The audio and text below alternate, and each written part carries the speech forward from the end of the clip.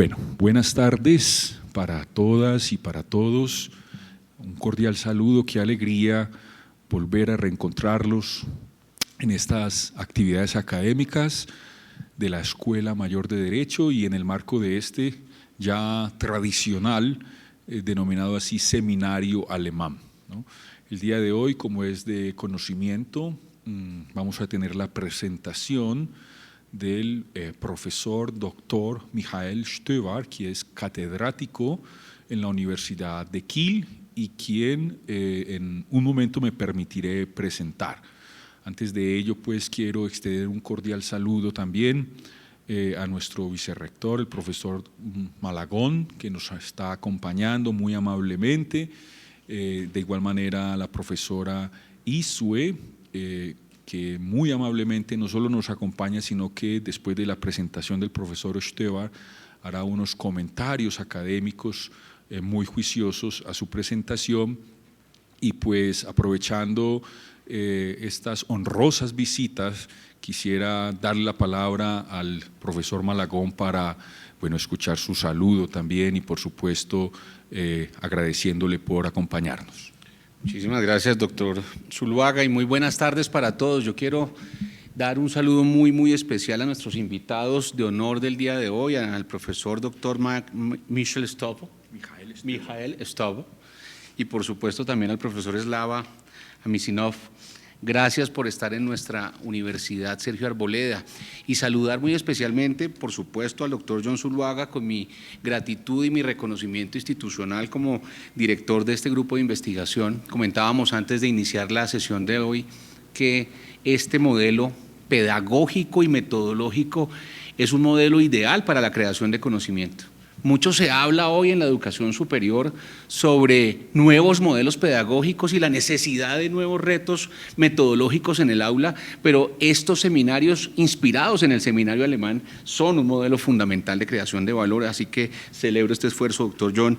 Por supuesto, un saludo a Almiro Sandoval, estudiante del Semillero de Investigación, a la doctora Isue Vargas y Laura Castillo de la Asociación Colombo-Alemana de Juristas, que también acompañan este esfuerzo, a todos y cada uno de los estudiantes que hacen parte de este esfuerzo de investigación, de conocimiento y de acción, mi reconocimiento. Me entusiasmé como el abogado frustrado que soy, porque soy economista y abogado frustrado. He enseñado durante 27 años economía a los estudiantes de jurisprudencia de mi aula mater y por eso tengo un afecto especial por estos temas jurídicos que nos plantean más allá de los retos jurídicos, unos retos que mi profesor Ronald Heifetz llamaba retos adaptativos o retos culturales. Nos enfrentamos todos los días a retos de carácter técnico, fáciles de identificar, fáciles de solucionar, que se solucionan con conocimiento, con infraestructura, con recursos, con infraestructura, con tecnologías.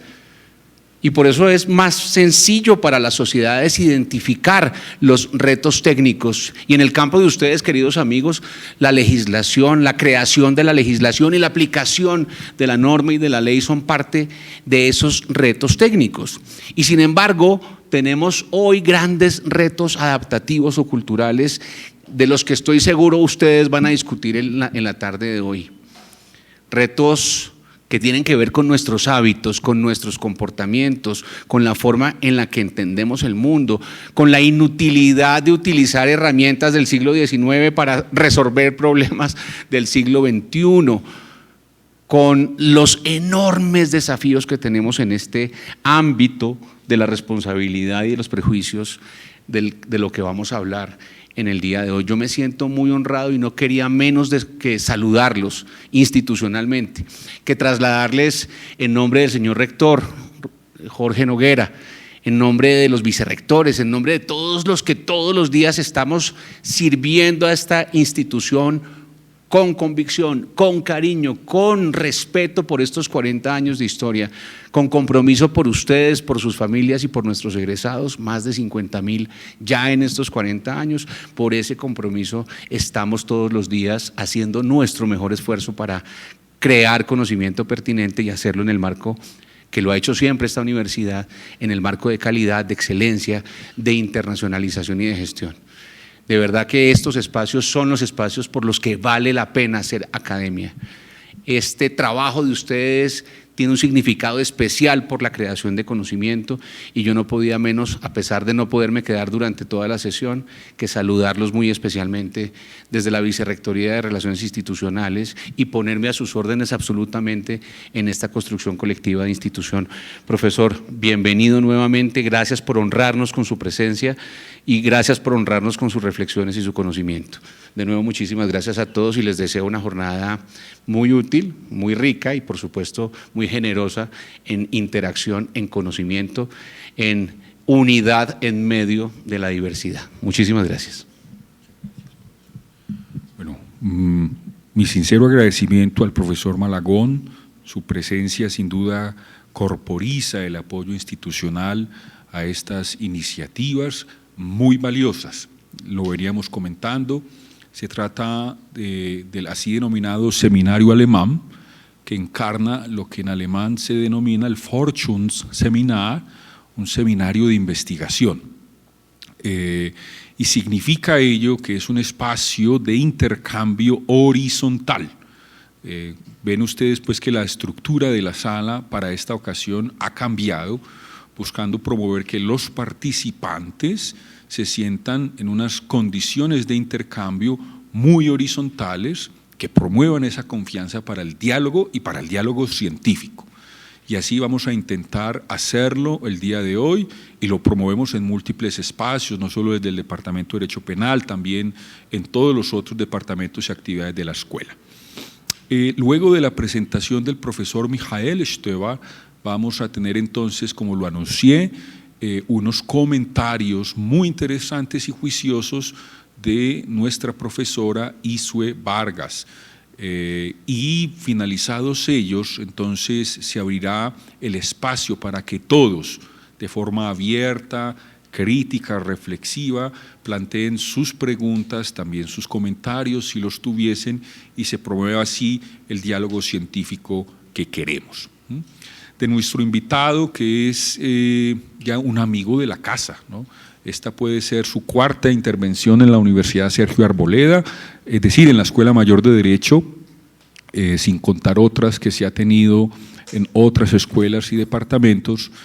Quiero resaltar básicamente dos cosas que lo expresan y lo reflejan muy bien. El profesor Michael Stöber es catedrático de Derecho Civil, Comercial, entre otras áreas, en la Universidad de Kiel. La Universidad de Kiel, recuerden, que abandera múltiples procesos académicos, entre ellos uno muy especial como el que decantó el profesor Robert Alexi, ¿no? A quien conocemos por múltiples fuentes y es profesor emérito de allí, de la Universidad de Kiel.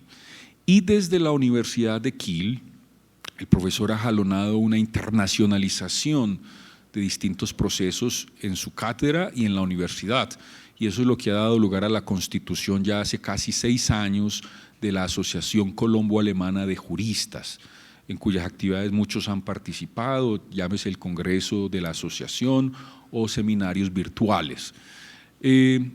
Con ello quiero decir que se expresan dos aspectos muy relevantes de la obra y de los intereses del profesor Michael Stöber, ese intercambio con Colombia.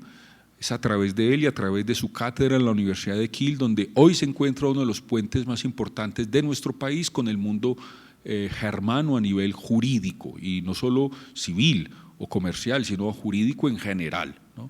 A él debemos agradecerle también por esas aperturas que permite a nuestro país y a las universidades colombianas en Alemania, ¿no? Y segundo, pues destacar que en él encontramos a un catedrático. Quiero resaltar esa expresión porque, como lo hemos visto en los cursos donde hemos podido explicar en qué consiste y cómo se hace uno no solo jurista completo, Volljurist, sino profesor en Alemania, él efectivamente representa a esa dignidad, la máxima que se puede tener en el sistema universitario alemán, la del profesor ordinario, lo que llamaríamos en español catedrático o profesor titular ¿no?, de su respectiva cátedra, lo que significa que detrás de eso hay muchos años de trabajo, una vida consagrada al mundo académico y científico, y es realmente para nosotros un gran honor tenerlo hoy, pero además con él formar, ¿no?, consolidar esos lazos de intercambio y de amistad universitaria. Bueno, sin más preámbulos, vamos entonces a escuchar al profesor Mijael Esteban. Profesor, buenas tardes.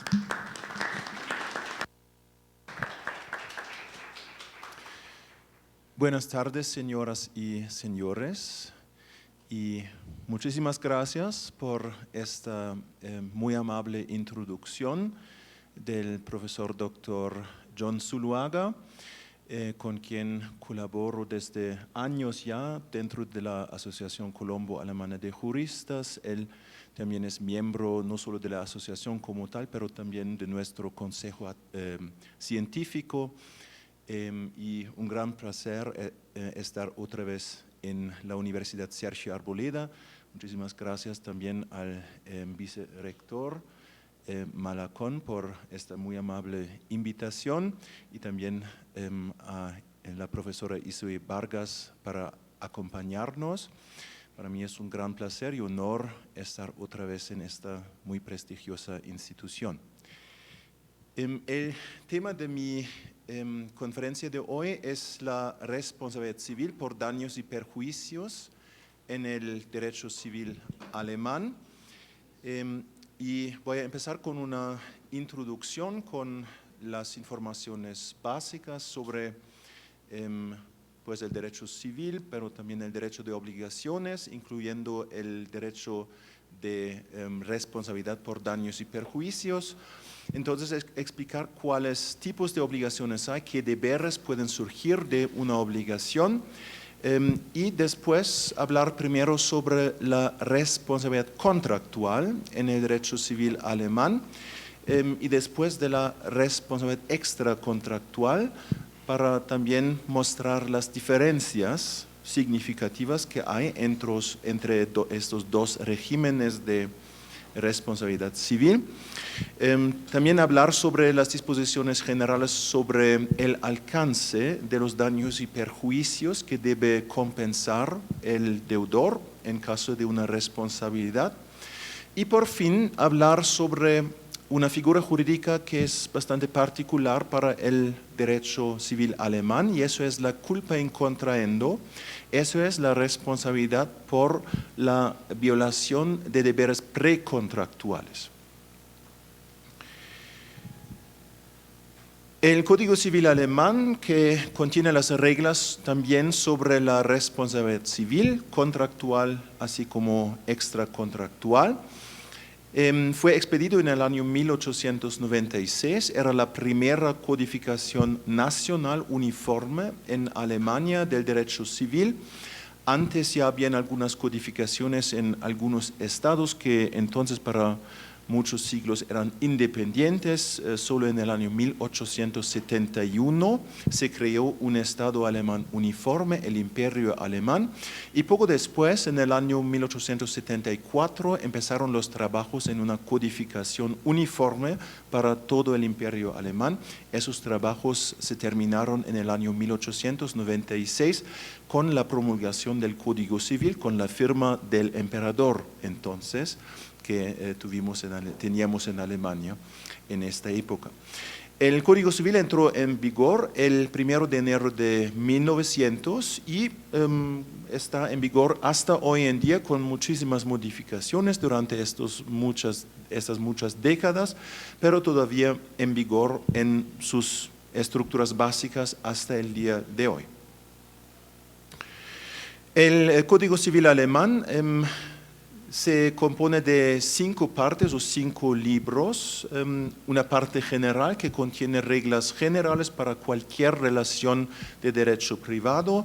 Entonces, la parte que a nosotros nos interesa lo más el día de hoy, el derecho de obligaciones, con una parte general y una parte especial, y además el derecho de bienes, de familia, de sucesiones, que para nosotros hoy no son tan importantes. En el enfoque el derecho de obligaciones con las reglas sobre la responsabilidad contractual y extracontractual y además precontractual.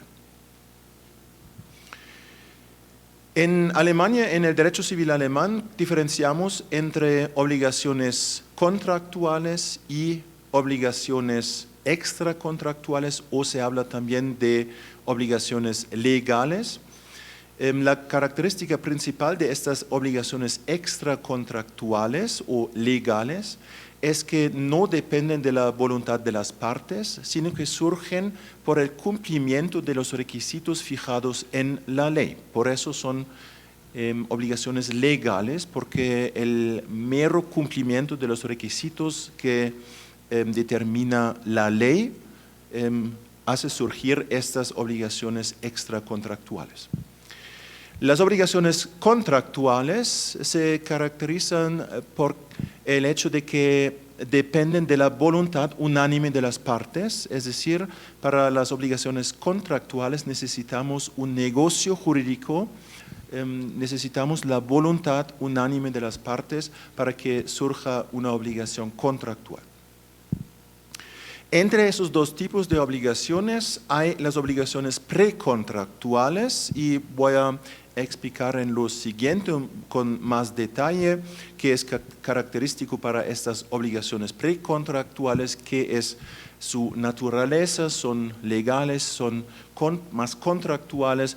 De eso voy a hablar en lo siguiente con más detalle. Y una violación de deberes que surgen de una obligación precontractual puede dar lugar a una responsabilidad por culpa in contrahendo, por culpa en los negocios para celebrar el contrato, es decir, hablamos allá de la etapa antes de la celebración del contrato. Ya en esta etapa hay ciertos deberes y la violación de esos deberes puede dar lugar a una responsabilidad civil, como vamos a ver en lo siguiente, por culpa in contrahendo. De una obligación pueden surgir, por un lado, deberes de cumplimiento y por otro lado, deberes de cuidado y de consideración. Esos dos tipos de deberes conocemos en el derecho civil alemán. Los deberes de cumplimiento se caracterizan por la conexión con una pretensión del acreedor a exigir la prestación in natura. Eso es característico para los deberes de cumplimiento. El deber primario es el cumplimiento in natura, por ejemplo, la entrega del bien comprado o la prestación de los servicios de los cuales las partes han celebrado el contrato. Una prestación in natura y el acreedor puede interponer una demanda dirigida a esta prestación in natura ante los tribunales si el deudor no cumple voluntariamente. Eso es lo característico. Y para los ordenamientos jurídicos continentales de Europa continental, eso es algo no particular, pero si lo comparamos con el derecho anglosajón, allá no hay, por regla general, un derecho a cumplimiento in natura, sino que si la otra parte no cumple, no hay una pretensión, por regla general, a cumplimiento in natura, sino que solo una pretensión a daños y perjuicios. Y eso es una diferencia muy destacada entre estos ordenamientos jurídicos de Europa continental, de los países anglosajones, Reino Unido, Estados Unidos. En estos países solo excepcionalmente puede surgir un derecho a cumplimiento in natura, eso se llama en Inglaterra specific performance, pero eso es una excepción, mientras que en Europa continental, incluyendo Alemania, siempre es el deber primario, el cumplimiento in natura, al menos para obligaciones contractuales. En caso de incumplimiento, bajo ciertas condiciones, el acreedor también puede exigir daños y perjuicios, pero eso solo es un deber secundario. El deber primario es el cumplimiento in natura, pero si la otra parte no cumple, entonces, es decir, tenemos un caso de incumplimiento, entonces el acreedor puede exigir bajo ciertas condiciones que se encuentran reguladas en esta disposición que pueden ver en esta diapositiva que voy a explicar en detalle en lo siguiente. Puede exigir daños y perjuicios, una compensación por daños y perjuicios. En cuanto a los deberes de cumplimiento, eso solo vale después de fijar un plazo razonable a la otra parte, al deudor, para el cumplimiento in natura. Y en este requisito podemos ver la subsidiariedad y el carácter secundario de estos deberes de daños y perjuicios. Primero es necesario hacer valer, por fijación de un plazo razonable, el derecho, la pretensión al cumplimiento in natura solo después de fijar un plazo razonable sin éxito, solo entonces se puede exigir daños y perjuicios, y eso en lugar de la prestación. Eso es un tipo de daños y perjuicios que tiene como característica que se dirija al interés positivo, que es normalmente más amplio que el así llamado interés negativo, del cual voy a hablar en lo siguiente. El interés positivo es el interés total, el daño total que la otra parte sufrió por el incumplimiento. Por ejemplo, si tenemos un contrato de compra-venta y las partes han acordado para el bien comprado un precio de 3.000 euros, pero el valor real de este bien es 5.000 euros, entonces en el caso de incumplimiento, el comprador no solo puede exigir 3.000 euros, el precio acordado, sino que el valor real del bien, y esos son 5.000 euros, y eso es el interés positivo que se puede exigir, pero solo si existe un deber de cumplimiento, solo si tenemos una pretensión a daños y perjuicios en lugar o en vez de la prestación. Además, puede surgir de una obligación un deber o deberes de cuidado y consideración, y esos deberes se caracterizan por el hecho de que no dan lugar a una pretensión al cumplimiento in natura, porque estos son deberes bastante abstractos. No se sabe si en el desarrollo de la obligación se vuelven relevantes. Puede ser que no tienen ninguna relevancia. Eso solo se sabe si se violan esos derechos de cuidado y consideración. Entonces se vuelven concretos y dan lugar a una pretensión a daños y perjuicios. Eso es lo característico en comparación con los deberes de cumplimiento. No hay una pretensión al cumplimiento in natura, pero estos deberes de cuidado y consideración dan lugar a una pretensión a daños y perjuicios.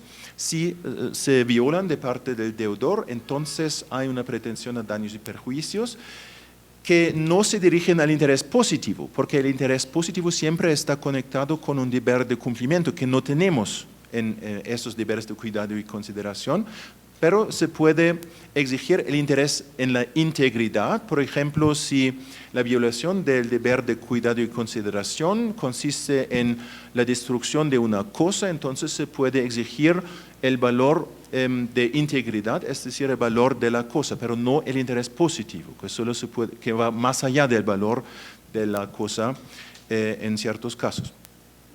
O el interés negativo también puede ser el daño de confianza. Por ejemplo, una parte dio falsas informaciones a la otra parte en confianza en estas informaciones celebró el contrato, y de eso puede surgir una pretensión al interés negativo, al daño de confianza. Sobre eso voy a hablar con más detalle en lo siguiente, porque eso es característico para la culpa en contrahendo. Normalmente solo se dirige al interés negativo, al interés de confianza.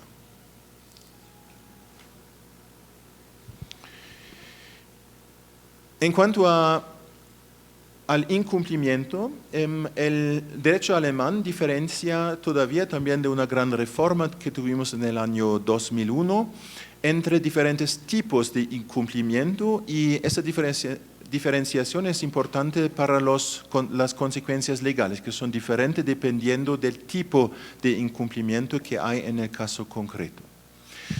Eso es otra diferencia significativa con el derecho anglosajón, donde solo se conoce un tipo de incumplimiento, el breach of contract, que da lugar a una pretensión a daños y perjuicios.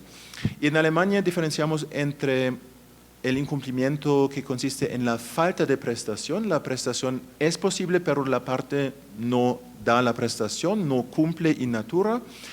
También hay como tipo de incumplimiento la imposibilidad, es decir, la prestación se ha vuelto imposible, la cosa vendida ha sido destruida, por ejemplo, entonces hay imposibilidad, pero eso también se considera como un tipo de incumplimiento.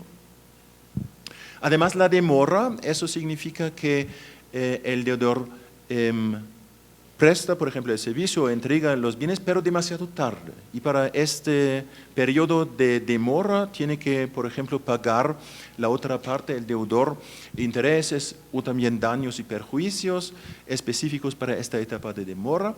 Entonces hay cumplimiento defectuoso, es decir, por ejemplo, en un contrato de compraventa, el bien sí se entrega, pero con defectos. Entonces tenemos un cumplimiento defectuoso y para eso también hay reglas especiales.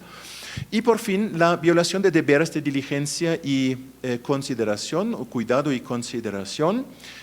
Y para esos deberes normalmente solo hay una pretensión a la compensación del interés negativo, no positivo. Por regla general, en cualquier caso de incumplimiento, en cualquier tipo de incumplimiento, tenemos una pretensión a daños y perjuicios según esta norma central, y eso es la norma central para daños y perjuicios, sobre todo en caso de obligaciones contractuales o también precontractuales. Por eso se habla de una responsabilidad contractual si hablamos de esta norma del parágrafo 280, inciso primero del Código Civil alemán, que tiene el texto siguiente: si un deudor incumple un deber derivado de una obligación por su conducta, el acreedor podrá exigir al deudor una indemnización por los daños y perjuicios causados. Eso no se aplicará cuando el deudor no sea culpable del incumplimiento. De este texto podemos desprender los requisitos para esta responsabilidad contractual del deudor por incumplimiento. Necesitamos una obligación, y eso en teoría puede ser cualquier obligación contractual, teóricamente también extracontractual, pero vamos a ver que para las obligaciones extracontractuales tenemos una normativa especial que, según la regla lex specialis derogat legi generali, tienen subsidiariedad da subsidiariedad a esta norma frente a estas normas especiales. Por eso, el ámbito de aplicación de estas normas son sobre todo obligaciones contractuales y también precontractuales, y el requisito es que ya en el momento de la conducta dañosa del deudor debe existir una obligación. Si eso no es el caso, solo tenemos una responsabilidad extracontractual, pero no contractual. El segundo requisito es un incumplimiento, y eso se puede referir a cualquier deber de cumplimiento, deber de cuidado y consideración, eso da en principio igual. Además, una conducta que es causal para este incumplimiento y también para el daño. Necesitamos un daño que se basa en el incumplimiento, y por fin, y eso es la segunda frase, eso no se aplicará cuando el deudor no sea culpable del incumplimiento. Necesitamos culpa. Eso significa negligencia o dolo, y del texto podemos desprender, pues este requisito no es un requisito positivo, sino un requisito negativo. Eso no se aplica, es decir, es una excepción. Normalmente, si tenemos una violación objetiva de un deber, tenemos la responsabilidad, pero el deudor puede exonerarse. Normalmente, el acreedor tiene que probar, tiene que dar evidencia para todos los requisitos positivos de su pretensión, pero para la responsabilidad contractual tenemos una excepción, porque allá este requisito de culpa es un requisito negativo. Eso significa que tenemos una inversión de la carga de la prueba. No tiene el acreedor probar la culpa, sino que el deudor tiene que exonerarse. En otras palabras, se presume, en caso de una violación objetiva de un deber, se presume la culpa del deudor. En detalle, necesitamos una obligación, como ya mencioné, que ya existía en el momento de la conducta dañosa del deudor. necesitamos un incumplimiento como elemento objetivo. Para el incumplimiento da igual si la causa es negligencia o dolo, solo se necesita un incumplimiento objetivo de parte del deudor. Se necesita un perjuicio causado por el incumplimiento, necesitamos entonces un nexo causal.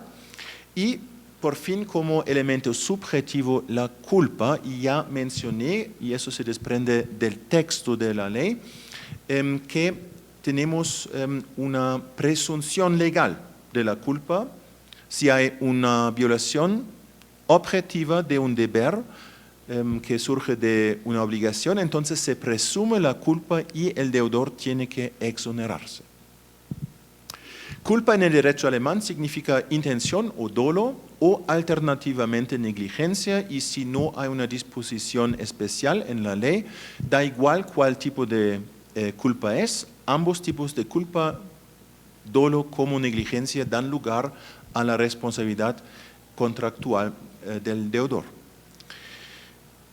Tenemos entonces en el derecho alemán de responsabilidad civil el principio de culpa, y eso es otra vez una diferencia al derecho anglosajón, donde hay una responsabilidad por daños y perjuicios sin requisito de culpa. Pero en el derecho anglosajón no tenemos, por regla general, una pretensión al cumplimiento en natura.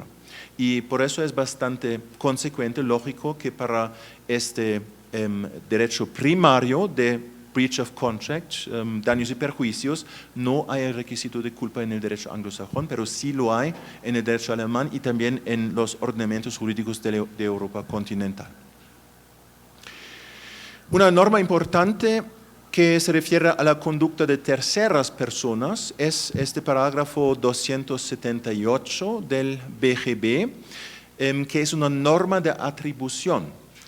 El deudor responde por su propio comportamiento, pero también responde bajo las condiciones fijadas en esta norma por el comportamiento objetivo y también por la culpa subjetiva de una tercera persona si el deudor voluntariamente encargó a esta tercera persona con el cumplimiento de los deberes de la obligación.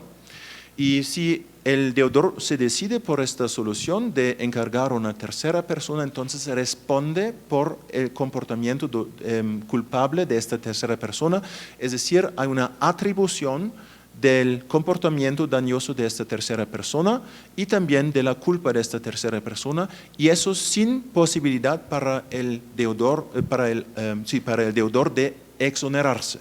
Eso es muy importante, una atribución sin posibilidad de exonerarse, una diferencia como vamos a ver con la responsabilidad extracontractual. En cuanto a la responsabilidad extracontractual, se trata de la responsabilidad por delitos civiles o actos ilícitos, esta palabra también se usa, y lo característico es que esta responsabilidad extracontractual no depende de la voluntad de las partes, en contraste a la responsabilidad contractual, sino que surge por el cumplimiento de los requisitos establecidos en la ley, y hay diferentes normas para la responsabilidad extracontractual con diferentes requisitos, pero la norma central es el parágrafo 823, inciso primero del Código Civil, que dice aquel que dolosa o negligentemente, y este requisito de culpa, acá tenemos como requisito positivo, es decir, la carga de prueba es del acreedor. Una significativa diferencia a la responsabilidad contractual, donde tenemos esta inversión de la carga de prueba. Lesiona la vida, el cuerpo, la salud, la libertad, la propiedad u otro derecho de otra persona, y esto es una restricción en comparación con la responsabilidad contractual.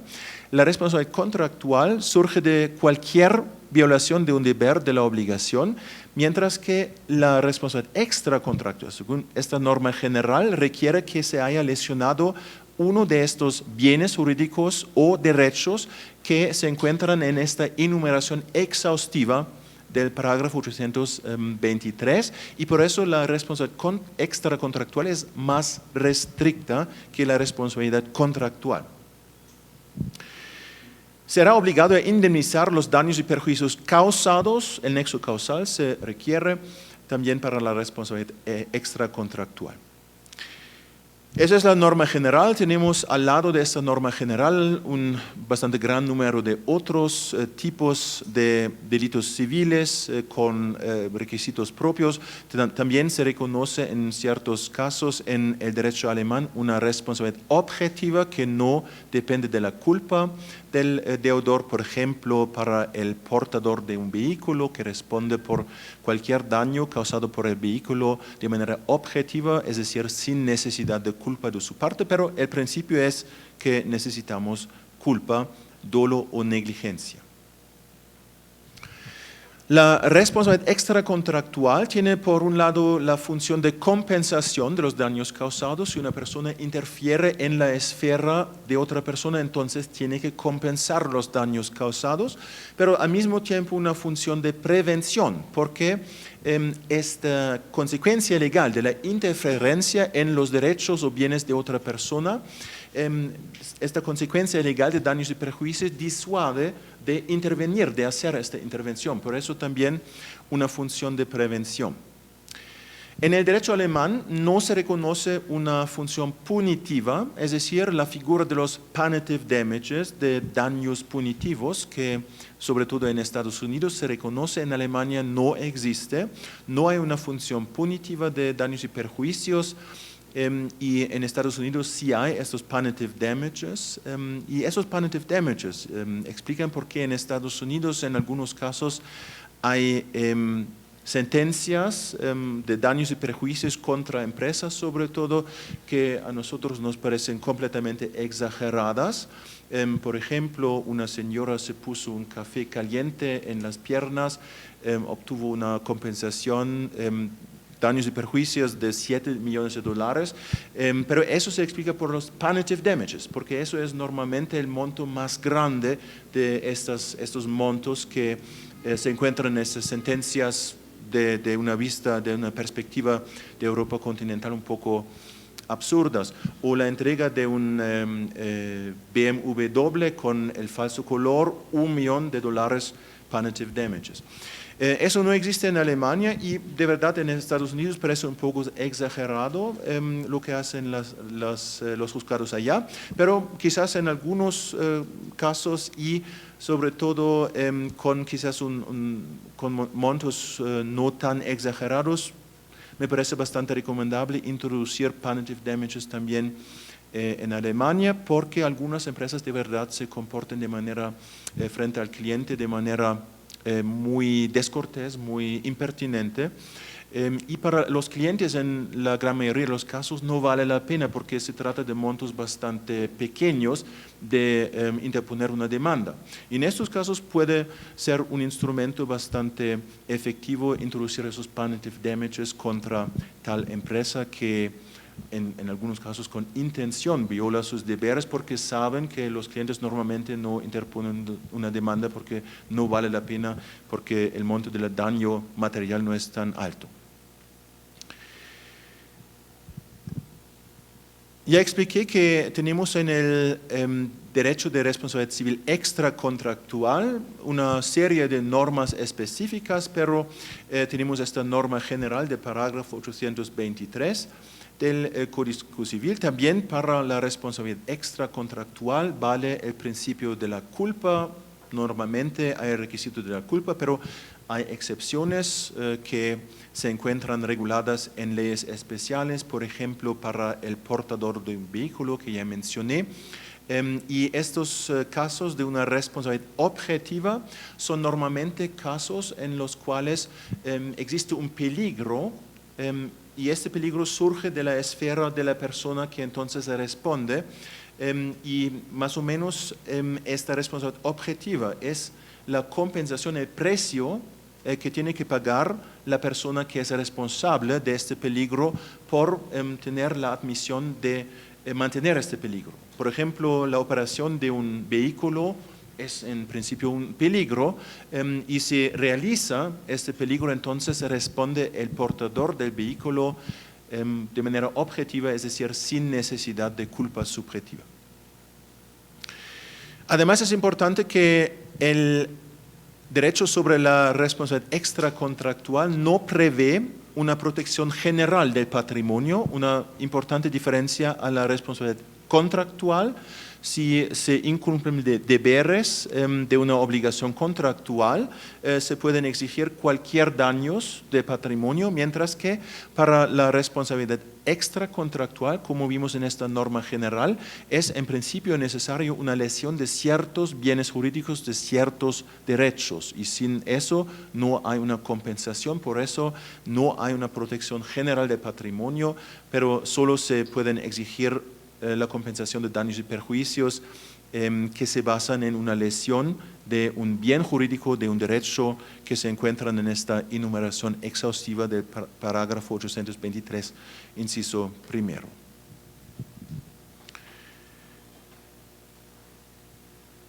Para la responsabilidad extracontractual deben cumplirse los requisitos de la norma específica que se aplica en el caso concreto. Y siempre se necesita la así llamada antijuridicidad, es decir, no existe una causal de justificación, es decir, en principio, cuando una persona interfiere en la esfera de otra persona, eso se considera como antijurídico, pero puede existir una causal de justificación. Por ejemplo, si yo pego a otra persona, le lesiona físicamente, entonces eso normalmente es antijurídico. Pero si la otra persona me atacó antes con un cuchillo, entonces yo me encuentro en legítima defensa, entonces hay una justificación y por consecuencia no respondo por las acciones de la otra persona. Como elemento supletivo se necesita la culpabilidad y otra vez, como para la responsabilidad contractual, da igual qué grado de culpa es, dolo o negligencia, en principio ambos grados son,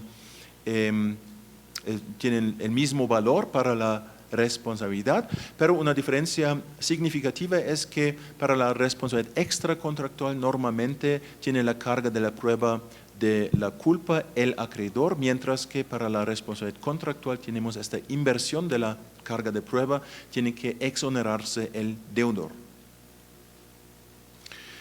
La norma general, ya mencioné el parágrafo 823 y para esta norma necesitamos una violación, una lesión de un bien jurídico, vida, cuerpo y salud, libertad. Bienes jurídicos, según la terminología alemana, son posesiones del acreedor que no se pueden transferir a otra persona, como la vida, cuerpo y salud, libertad de movimiento. Solo libertad de movimiento, eso es importante porque no se protege la libertad de decisión. Sobre eso voy a hablar con más detalle en lo siguiente. Esta palabra libertad solo se refiere a la libertad de movimiento. Y además se protegen derechos. La norma menciona explícitamente la propiedad y otros derechos, pero esos otros derechos no pueden ser, por ejemplo, pretensiones que surgen de un contrato, porque esos son solo derechos relativos que solo valen entre las partes del contrato. En Alemania, la gran mayoría de la doctrina jurídica y el Tribunal Supremo dicen que otros derechos solo pueden ser derechos absolutos que valen frente a cualquier persona, que no valen solo a la parte de un contrato. ¿Por qué? Porque se menciona explícitamente la propiedad. La propiedad es un derecho absoluto que vale frente a cualquier persona y por eso los otros derechos también solo pueden ser derechos absolutos, por ejemplo, la propiedad en el sentido de propiedad de una cosa, de un bien mueble o inmueble, pero también se incluye en el concepto de otros derechos, por ejemplo, la propiedad intelectual o el derecho a la personalidad, que también son derechos absolutos, pero no se incluyen en este concepto derechos meramente relativos, por ejemplo, pretensiones de un contrato no se incluyen en este concepto. Ya mencioné el requisito de la antijuridicidad, que solo no existe cuando hay una causal de justificación. La culpabilidad y importante es que para la responsabilidad extracontractual, según la norma general, no hay una presunción de la culpa, sino que tiene la plena carga de prueba el acreedor. Y necesitamos siempre un daño a causa de la lesión de un bien o un bien jurídico, pero el daño tiene que basarse en la violación, la lesión de un bien jurídico o un derecho, según esta enumeración exhaustiva, y por eso no se pueden exigir bajo esta norma general de la responsabilidad extracontractual así llamados daños meramente patrimoniales, daños que no se basan en la lesión de un derecho absoluto o un bien jurídico en el sentido de esta norma.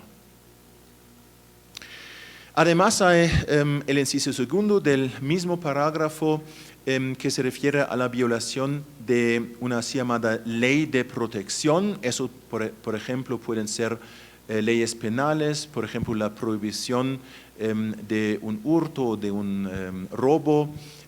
Eso también da lugar a una responsabilidad civil por lesión de una norma de protección. Además hay una norma que solo se aplica en muy pocos casos, que es el parágrafo 826 del Código Civil, que dice aquel que cause daños a otro dolosamente y en forma contraria a las buenas costumbres, será obligado a indemnizar los daños y perjuicios causados. Es una norma que que requiere un cierto tipo de culpa dolo. Y el dolo tiene que probar el acreedor, y eso es muy difícil. Tiene que probar una cosa que se encuentra más o menos en la cabeza de la otra persona, y eso es muy difícil, y por eso esta norma en la praxis casi no se aplica, pero voy a mencionar en el fin de mi conferencia un caso de la jurisprudencia del Tribunal Supremo en el cual se aplicó excepcionalmente esta norma, un caso que también se conoce acá en Colombia. Voy a hablar sobre eso más tarde. En cuanto a la responsabilidad por actos de terceros, tenemos una norma especial. Para la responsabilidad contractual tenemos esta norma de atribución. Para la responsabilidad extracontractual tenemos esta norma que dice aquel que encarga a otro la ejecución de una tarea será obligado a indemnizar los daños y perjuicios causados ilícitamente por el otro a un tercero en la realización del encargo. También tenemos acá la responsabilidad por terceros, pero si leemos la segunda frase, eso no se aplicará cuando el principal en la elección y vigilancia del otro haya actuado con la debida diligencia.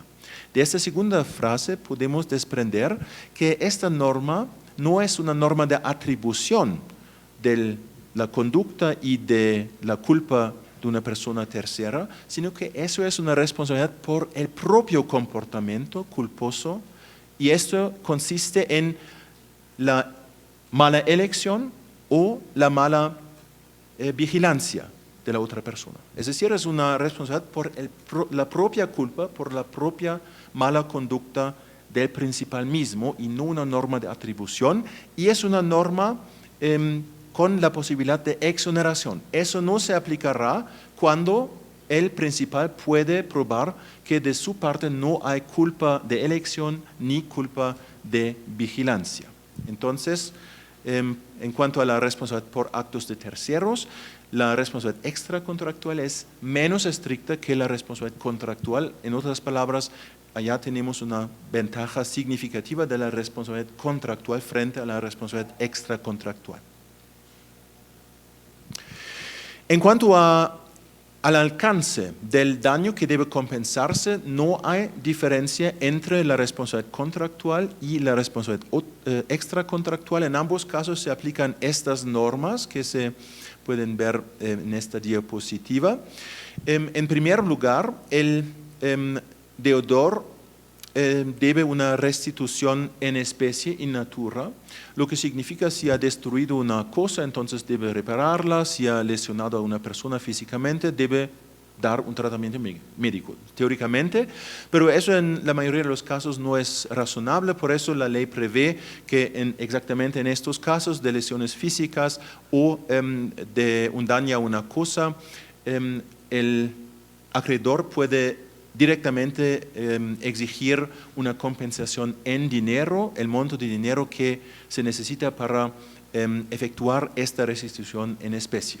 Por eso, en la praxis, la regla general, aunque teóricamente la ley prevé como contenido principal de una obligación de restituir daños y perjuicios, la restitución en especie, en la praxis normalmente se trata de una compensación en dinero.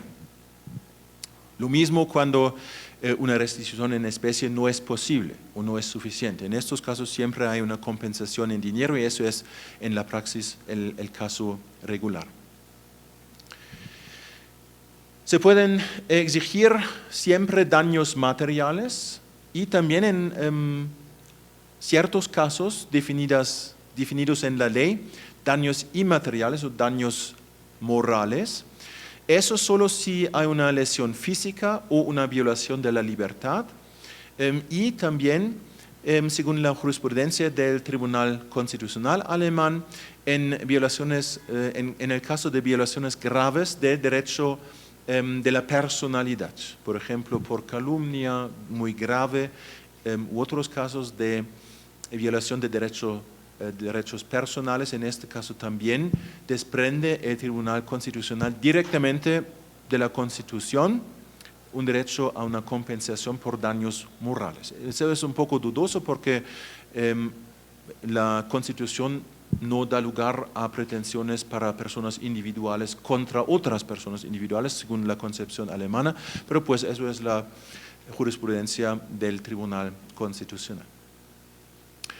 Si el acreedor mismo ha contribuido al daño por su comportamiento doloso, es decir, tenemos una contribución de ambas partes, del deudor así como del acreedor, al daño concreto, entonces hay una reducción de la pretensión a compensación contra el acreedor. Por ejemplo, si por 50% el acreedor mismo contribuyó al daño, entonces se reduce su pretensión a daños y perjuicios por 50%, es decir, el tamaño de su propia culpa.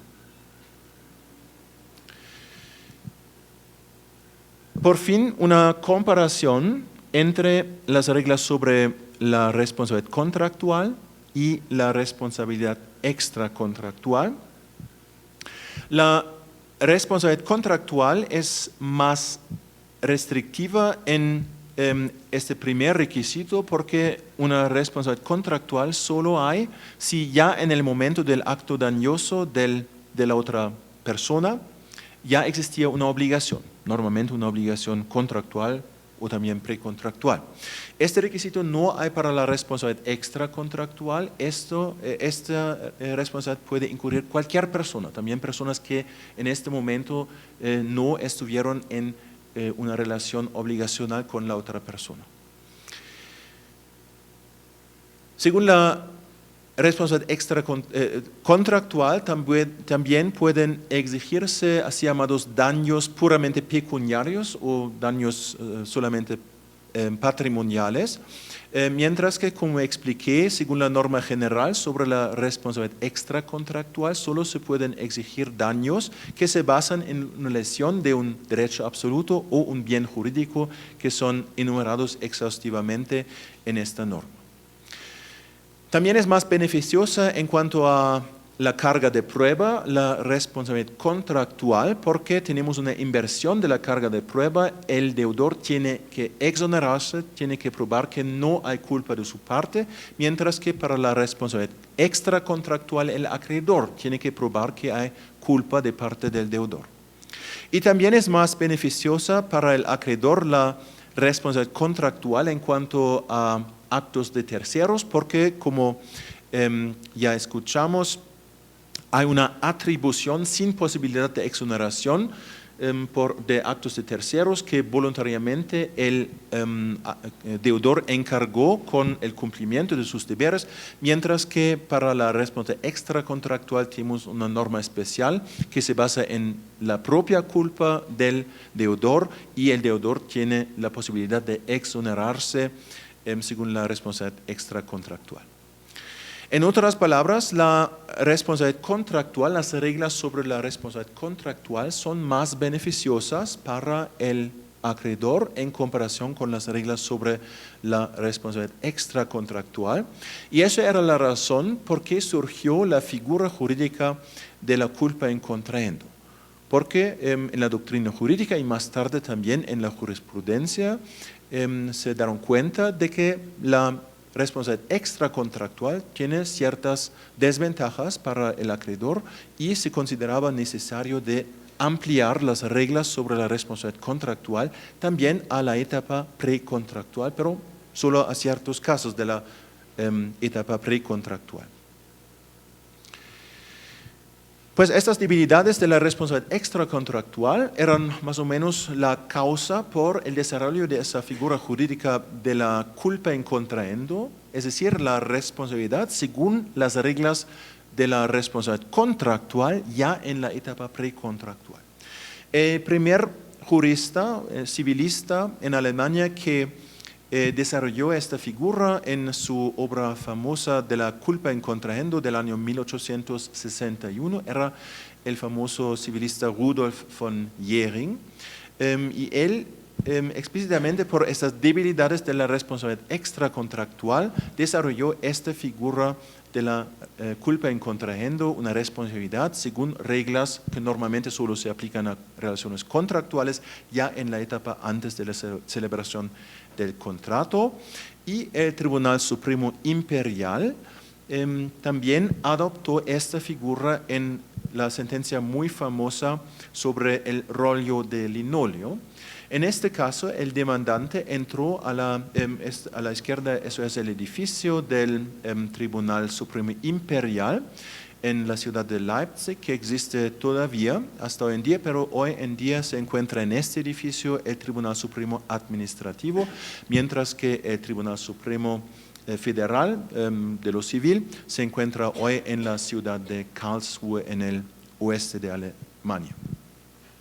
El demandante entró a la tienda del demandado para comprar una alfombra de linóleo. Es decir, en este momento no había un contrato, no había la celebración de un contrato. Eso era la etapa de celebración del contrato. Antes de hacer la compra, un rollo de linóleo se cayó y le lesionó al demandante. Según las reglas de la responsabilidad extracontractual, que claramente se aplican en este caso, porque se aplican a cualquier persona sin que esto dependa de una relación obligacional o no. Según estas reglas de responsabilidad extracontractual, no respondió en el caso concreto el demandado, porque no se cumplieron los requisitos. Por eso la pregunta en el caso era si ya se pudieron aplicar las reglas sobre la responsabilidad contractual, aunque todavía no había un contrato. Y el Tribunal Supremo Imperial dijo que sí, porque ya en este momento había una obligación precontractual basada en la voluntad de las partes, porque el operador de la tienda había abierto voluntariamente las puertas de su tienda para el público y el cliente había entrado voluntariamente. Entonces tuvimos una voluntad unánime y por eso una obligación cuasi contractual ya en este momento, una relación precontractual, y por eso, según esta jurisprudencia del Tribunal Supremo Imperial, fue justificado ya aplicar las reglas más beneficiosas sobre la responsabilidad contractual en esta etapa precontractual.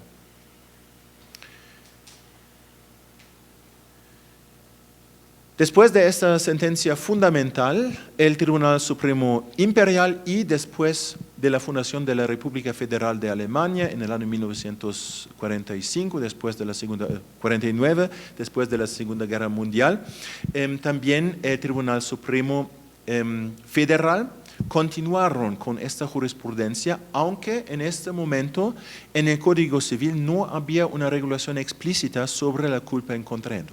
Es decir, eso era más o menos la aplicación análoga de las reglas sobre la responsabilidad contractual, y eso se desarrolló con innombrables sentencias de ambos tribunales a un derecho consuetudinario, pero no explícitamente regulado.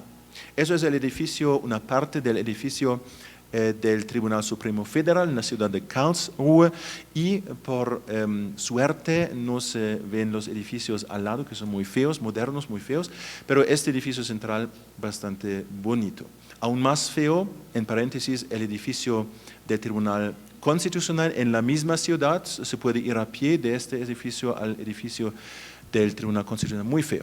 Pero este edificio es bastante bonito, un castillo de los reyes de esta región, hasta finales del Imperio Alemán.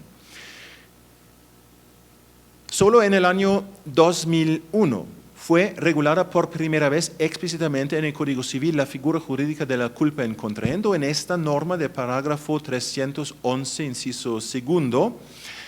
Y esta norma prevé ahora explícitamente que obligaciones precontractuales ya pueden establecerse mediante negociaciones contractuales o el inicio de un contrato, es decir, en un momento en el cual todavía no hay un contrato, pero hay una etapa antes del contrato y, como ya expliqué, ya en esta etapa hay una voluntad unánime de las partes de establecer entre ellos una relación más estrecha que con cualquier otra persona.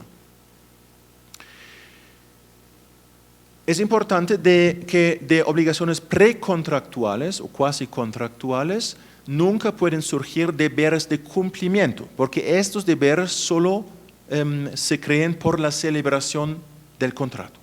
Antes de la celebración del contrato no hay deberes de cumplimiento, pero sí hay deberes de cuidado y consideración. Y esos son los deberes únicos de una relación precontractual, es decir, solo se pueden lesionar deberes de cuidado y de consideración. No hay una pretensión a un cumplimiento in natura, porque no existe un deber de cumplimiento, pero hay una pretensión de daños y perjuicios según las reglas más beneficiosas sobre la responsabilidad contractual ya en esta etapa precontractual, porque ya existen en esta etapa los deberes de cuidado y consideración. Eso significa que ya en esta etapa se aplican las reglas más beneficiosas sobre la responsabilidad contractual con todos los beneficios, es decir, la inversión de la carga de prueba, la responsabilidad por terceros sin posibilidad de exonerarse según esta norma de atribución, y también se pueden exigir daños puramente pecuniarios. La desventaja en comparación con las obligaciones contractuales es que no hay, normalmente al menos no hay un derecho a la compensación del interés positivo, porque el interés positivo siempre está conectado con un deber de cumplimiento que en esta etapa ya no existe, todavía no existe. Solo se puede exigir el interés negativo, el daño de confianza.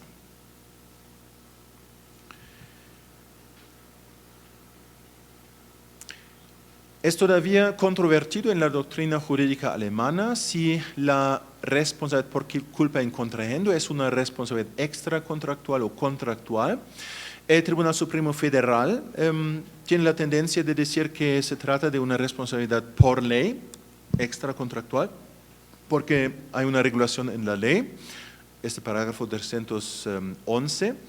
Pero con razón el Tribunal Supremo Imperial dijo que se trata de una obligación contractual, cuasi contractual por negocio jurídico, porque ya expliqué que estas relaciones precontractuales, como el inicio de un contrato o las negociaciones sobre un contrato, solo pueden iniciarse, crearse por unanimidad, es decir, dependen en la voluntad de las partes.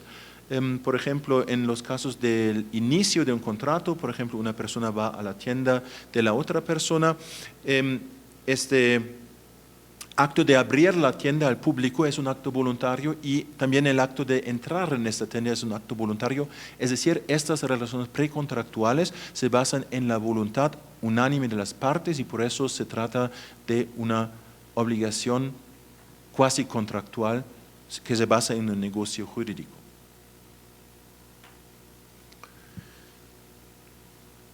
En esta fase Pues solo existen deberes de cuidado y consideración que se refieren también a meros intereses de la otra parte. No se necesita necesariamente la lesión de un bien jurídico o de un derecho absoluto como para la responsabilidad extracontractual. Cualquier lesión de un interés de la otra parte da lugar a la responsabilidad por culpa in contraendo, y estos intereses incluyen también la libertad de decisión. La responsabilidad extracontractual solo se refiere a la libertad de movimiento, pero bajo el concepto de intereses, para la responsabilidad contractual también se entiende la libertad de decisión. Y eso significa que estos deberes de cuidado y consideración también incluyen el deber de no hacer informaciones, de no dar informaciones incorrectas a la otra parte para no lesionar este interés a la libertad de decisión, y también puede surgir de una relación precontractual como deber de cuidado y consideración, el deber de dar informaciones a la otra parte, incluso sin que la otra parte pregunte. Si se trata de informaciones que son de importancia esencial para la otra parte y además que la otra parte no puede conocer fácilmente, en estos casos este cuidado de deber y consideración también puede incluir el deber de informar a la otra parte, incluso sin que la otra parte pregunte. Si se lesione tal deber de información en la etapa precontractual y como consecuencia la otra parte entra en un contrato que debidamente informada no hubiera celebrado, entonces tenemos como daño de confianza, un contrato desfavorable para la otra parte, y en este caso se puede exigir una compensación por restitución in natura. ¿Y qué es la restitución in natura en el caso de un contrato desfavorable? La liberación de este contrato desfavorable. Y eso es la jurisprudencia del Tribunal Supremo alemán, que en los casos de una mala información de una parte a la otra parte, se puede exigir la rescisión del contrato en la base de la culpa in contraendo y en la base de esta restitución in natura.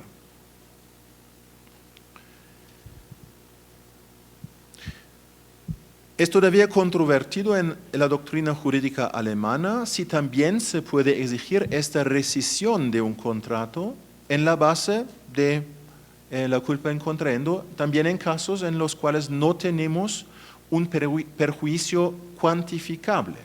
Por ejemplo, por una mala información de la otra parte, el acreedor entró en este contrato y, de compraventa, por ejemplo, y se entrega por eso el bien, y el bien tiene el valor del precio pagado. Por eso, en este caso, por ejemplo, el comprador se obliga a pagar 3.000 euros y el bien entregado tiene este mismo valor, 3.000 euros.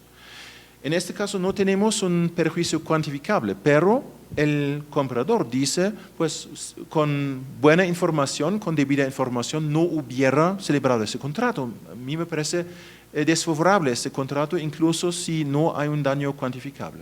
La pregunta es si también en tales situaciones se puede exigir en la base de la culpa in contraendo una liberación de este contrato desfavorable, y el Tribunal Supremo alemán en sus últimas sentencias tenía la tendencia de decir sí, también en estos casos se puede exigir la liberación del contrato porque el daño consiste en este contrato desfavorable.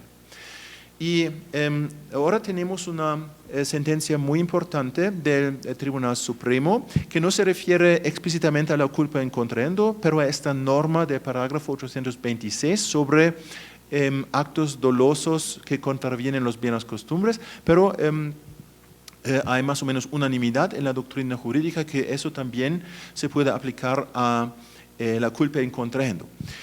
En este caso se trata del escándalo de los motores de diésel de Volkswagen, de VW. En estos casos, Volkswagen, el productor de esos vehículos, equipó ciertos carros de diésel con un programa informático que manipuló los datos del combustible para de esta manera no exceder los valores prescritos por la legislación europea.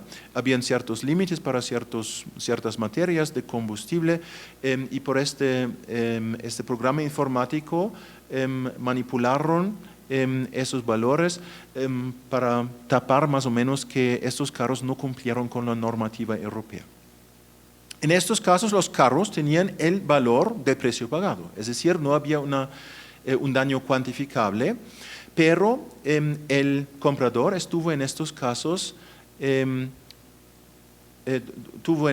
un contrato desfavorable porque a él no le gustó este carro con un programa informático manipulado y el Tribunal Supremo decidió primero que pues los contratos de compra-venta sobre los carros se celebraron no con el productor, no con Volkswagen, sino que con ciertos comerciantes individuales, es decir, no había una relación contractual y por eso solo había en la relación entre el cliente y Volkswagen como productor las reglas sobre la responsabilidad extracontractual y el Tribunal Supremo dijo eso era un acto doloso y además un acto que vino contra las buenas costumbres, por eso había una responsabilidad del productor de Volkswagen por estos casos de manipulaciones de los carros de diésel.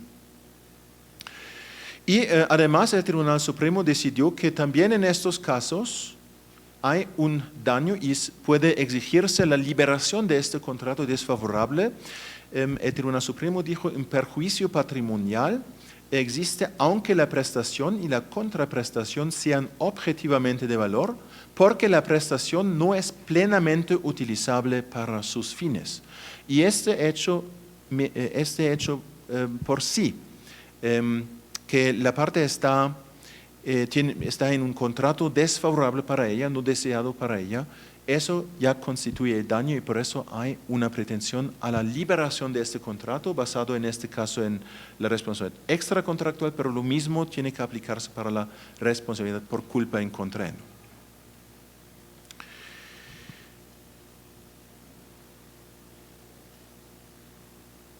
Un caso de la responsabilidad precontractual es la iniciación de un contrato y eso era este caso sobre el rollo de linóleo que decidió el Tribunal Supremo Imperial, esta sentencia fundamental sobre la culpa in contraendo y el caso más importante, más frecuente de esta figura de la iniciación de un contrato es la situación que una parte entra en la tienda de la otra, ya expliqué, una parte abre voluntariamente su tienda al público y un cliente entra, un potencial cliente entra, entonces tenemos la celebración de una obligación precontractual.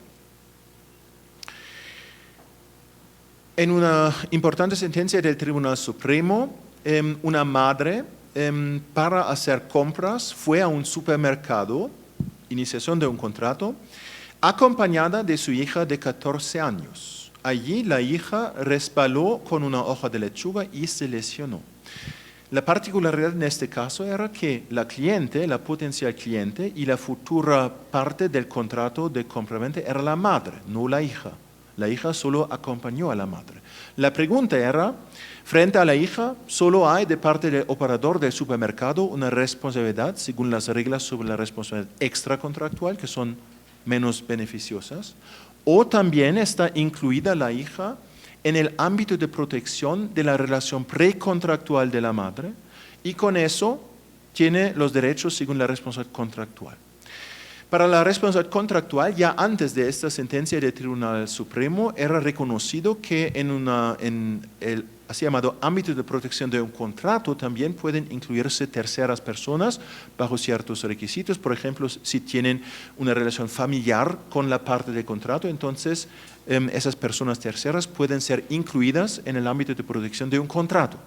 Para las relaciones precontractuales, eso hasta entonces no fue decidido y el Tribunal Supremo dijo, sí, ya en esta etapa podemos aplicar estas reglas sobre la inclusión de terceros en el ámbito de protección del contrato o en este caso de la relación precontractual, con la consecuencia que la hija de verdad pudo exigir, según las reglas más beneficiosas sobre la responsabilidad contractual, daños y perjuicios del operador del supermercado.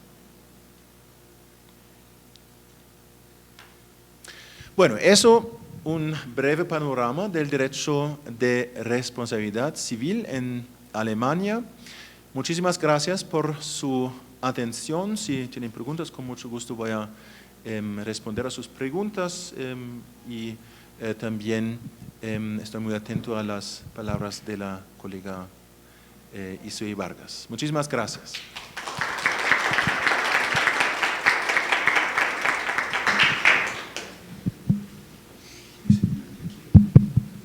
No, aquí está bien, ¿cierto? Sí. ¿Y usted? ¿Aquí? Bueno, vale, perfecto. Sí, así para que sea más conversación. Bueno, muchísimas gracias, profesor. Realmente no sé si ustedes son conscientes de lo que acaba de pasar acá. Es una loable, precisa y amplia discurso sobre la responsabilidad civil. De verdad que no hubiese sido yo capaz de exponer de la manera como usted expuso toda la responsabilidad civil.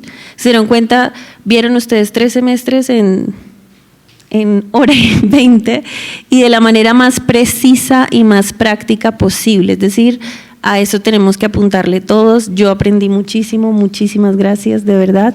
Muchas gracias al profesor John por esta iniciativa, por traerlo aquí a la Escuela de Derecho. Creo que necesitamos más iniciativas y más diálogos y conversaciones como esta. Así que nada, más que agradecimiento por mi parte. Y realmente también agradecer al profesor John por haberme tenido en cuenta en esta iniciativa para hacer un comentario. Y mi comentario, más que comentario, tiene preguntas, porque tengo muchas preguntas sobre cómo funcionan y operan ciertos temas en el derecho alemán, que como ya decía el profesor, es que todavía no sé pronunciarlo bien, pero es Stober, algo así, bueno, bien. Y básicamente porque ellos tuvieron una reforma muy importante en el año 2002 en materia de obligaciones, ¿no? Pero en materia de extracontractual no sé si hay un cambio importante o no en el año 2002. Solo fue en materia de obligaciones contractuales y también extracontractuales. No es verdad que esta reforma del derecho de obligaciones se refirió sobre todo a la responsabilidad contractual. No tanto extracontractual. Claro. Esas reglas fueron modificadas muy poco, pero no mucho. Es decir, mantenemos como una visión más tradicional en materia extracontractual, pero en materia contractual sí fue todo un cambio estructural. Bien, pues yo básicamente mis comentarios van sobre aterrizar un poco lo que el profesor acaba de exponer al derecho colombiano. Es decir, en qué estamos nosotros, porque nosotros sí que no hemos tenido ninguna reforma importante ni en materia de obligaciones contractuales, ni en materia de extracontractual, responsabilidad civil extracontractual desde el siglo XIX, que es cuando nosotros adoptamos nuestro Código Civil, que es el mismo Código Civil chileno, el de don Andrés Bello, que es un gran código civil, pero en ciertos aspectos obligacionales, pues digamos que podemos reflexionar un poco. Entonces, lo primero de mi comentario va dirigido hacia la pretensión de cumplimientos y, si se me permite decir, versus la indemnización de daños y perjuicios. Decía usted que el primer deber era el cumplimiento in natura en el derecho alemán, ¿no? O la primera obligación o deberes prestacionales. Y aquí igual, aquí eso no cambia, ¿no? Tenemos todavía el cumplimiento in natura de la obligación. Pero por otro lado, el Código Civil alemán, o el BGB, tiene una regla que para mí es muy llamativa. De hecho, hizo parte de mi estudio de tesis doctoral, que es la del 281 del BGB, que es indemnización en lugar del cumplimiento. ¿Bien? Y entonces, esa indemnización entiendo yo que se refiere a un daño compensatorio y no un daño punitivo, y que está dentro de una unidad del sistema indemnizatorio que tienen en el derecho alemán, pero que aquí no tenemos. Aquí tenemos un tema que es la bipartición artificiosa del daño, en el que el daño artificiosamente lo dividimos entre el que pertenece al cumplimiento, que le llamamos a estimatio rei o cumplimiento por equivalente, donde no se requiere culpa. Y luego tenemos el resto de daños, que en latín era el id quod interest, donde sí se requiere culpa. Y eso ha causado una cantidad de problemas y debates doctrinales y demás que digamos que entiendo que ya fue superado en el derecho de ustedes. Bien, una de las preguntas que, si se me permite, igual lo podemos plantear como una conversación y más que un comentario, es si en Alemania hay límites a ese cumplimiento in natura. Entiendo como límites, por ejemplo, la excesiva onerosidad. Es decir, si es excesivamente oneroso para el deudor cumplir la obligación, aquí podríamos vincularlo a través de la buena fe. Entonces, en lugar de pedir el cumplimiento in natura, preferir una indemnización en lugar de el cumplimiento in natura. Pero ahí está el problema de la culpa. Y entonces yo quería ponerle un caso muy práctico que pasó aquí en Colombia, y es pues todos estos proveedores de frutas y verduras y demás que normalmente están ubicados a las afueras de Bogotá, que proveen pues frutas y verduras frescas todos los días a restaurantes, tiendas de productos frescos. Y resulta que en un tiempo pues se armó una manifestación, ¿vale?, que impidió el paso a esos proveedores, que además incluían el transporte, a Bogotá. Bien. Entonces, claro, ¿qué tocó hacer? Que los restaurantes y tiendas y demás buscaran el producto, como hace cualquier comerciante, en una tienda, pues aquí en Bogotá, y naturalmente iba a ser mucho más cara. Pero fíjese que aquí hay un caso fortuito, es decir, no hay culpa por parte del deudor. Y la pregunta es, esa diferencia, es decir, pensemos en una lechuga, ya que estábamos hablando de que una niña se cayó con una lechuga, entonces pensemos en una lechuga. La lechuga me cuesta con el proveedor fuera de Bogotá 5.000 pesos, ¿de acuerdo? Pero si yo la compro acá en Bogotá, de urgencia, porque igual tengo que vender los almuerzos ese día, la comida, me cuesta 7.000 pesos. Esa diferencia del cumplimiento in natura de la obligación, que lo va a reemplazar, que es de 2.000 pesos, es decir, 7.000 menos 2.000 pesos, ¿esa indemnización requeriría culpa en el derecho alemán? O sea, es decir, no me tendrían que pagar nada. ¿No podría yo reclamar ese excedente porque hay un caso fortuito? Pues en el derecho alemán hay también límites a este deber de cumplimiento en natura. Por un lado, la imposibilidad natural, se puede decir. En caso de imposibilidad se extingue el deber de cumplimiento, pero si hay culpa, entonces el deudor responde por daños y perjuicios. Y también hay la así llamada imposibilidad económica, y eso puede surgir en tales casos donde los costos para un cumplimiento en natura, pues el cumplimiento sería posible, pero los costos serían tan exagerados que no es razonable para la otra parte, para el deudor, de realizar este cumplimiento en natura. Pero los requisitos para esta causal de exclusión de una pretensión son muy exigentes. Solo en casos extremos se puede hablar de esta imposibilidad económica. En los libros de texto alemanes para los estudiantes de derecho siempre se encuentra el ejemplo de una persona está en un barco en el mar y cae el anillo en el mar, y la profundidad allá es 1.000 metros o algo así. Pues teóricamente sería posible, no hay imposibilidad natural, de, por ejemplo, alquilar un submarino, entonces va al fondo del mar y entonces recoger el anillo, pero no sería razonable. Y eso muestra que son casos extremos solo que cumplen estos requisitos de esta norma de exclusión. En los casos, por ejemplo, cuando los precios del mercado se aumentan. Por ejemplo, en el momento de la celebración del contrato de compra-venta, el precio para lechuga era 5.000 y por una escasez el precio de mercado en el momento de la entrega surge a 10.000. Pero en el mismo tamaño surge también el interés del acreedor en la entrega. También ahora no es 5, pero 10.000. Por eso no hay nunca en esos casos una desproporcionalidad. En estos casos se puede aplicar la figura jurídica de la perturbación de la base del negocio.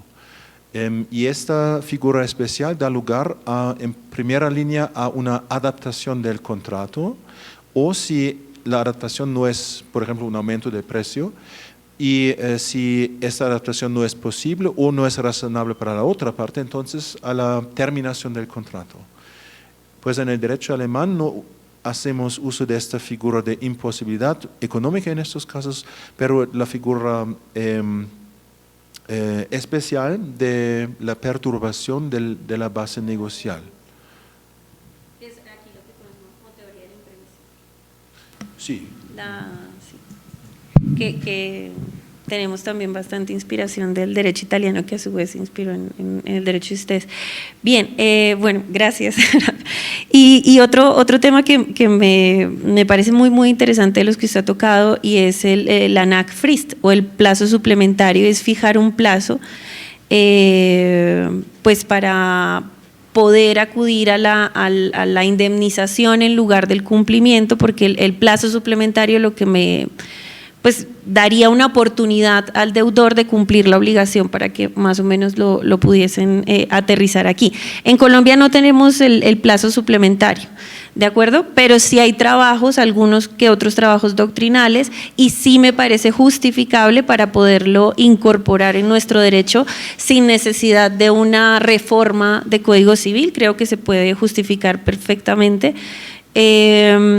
Pero claro, la pregunta iba también en el caso, o sea, ¿puedo acudir al parágrafo de ustedes del BGB del 281 cuando se trate de un incumplimiento resolutorio? Es decir, que no necesite yo un plazo suplementario, sino que el propio incumplimiento contractual frustra ese interés contractual de las partes. Pensemos en un plazo esencial, ¿no? Una boda, así.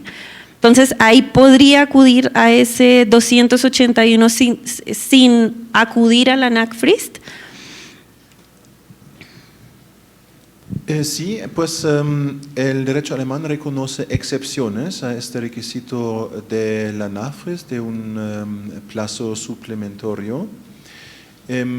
Por regla general se necesita, cuando la prestación es posible, es decir, no hay imposibilidad, se necesita este plazo suplementario para garantizar que tiene primacía el cumplimiento in natura también en el interés del deudor, porque para el deudor es más beneficioso si él puede efectuar la prestación, entregar el bien, por ejemplo, y con eso tener derecho a la contraprestación, a la remuneración, al precio. Por eso, siempre, por regla general, es necesario que el acreedor primero fije un plazo al deudor, pero hay excepciones.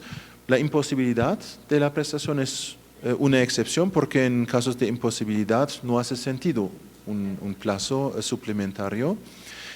Y también los casos en los cuales por ejemplo, las partes han acordado una cierta fecha para la entrega, por ejemplo, si se trata de artículos de Navidad, alguna fecha antes de Navidad. Y si en esta fecha el deudor no entrega los bienes, que son cosas de Navidad, entonces el acreedor puede exigir daños y perjuicios sin fijar un plazo.